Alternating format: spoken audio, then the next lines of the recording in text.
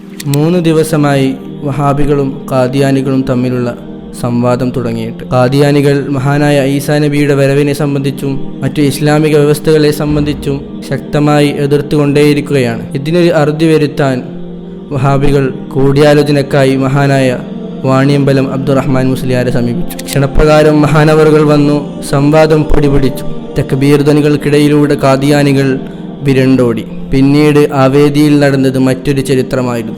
വഹാബി വേദിയിൽ വെച്ച് വഹാബിസത്തെ തെളിവ് സഹിതം മഹാനവറുകൾ ലോകത്തോട് വിളിച്ചു പറഞ്ഞു. അതുവഴി വഹാബിസത്തെ കൃത്യമായി മനസ്സിലാക്കാൻ പലർക്കും സാധിച്ചു. സുന്നത്ത് ജമാഅത്തിന്റെ ആശയാദർശങ്ങളെ വ്യക്തമായി സരളമായ രീതിയിൽ മഹാനവറുകൾ സാധാരണക്കാരിലെത്തിച്ചു. പുത്തൻവാദികളുടെ പേടി സ്വപ്നം കൂടിയായിരുന്നു മഹാനായ വാണിയമ്പലം അബ്ദുറഹ്മാൻ മുസ്ലിയാർ.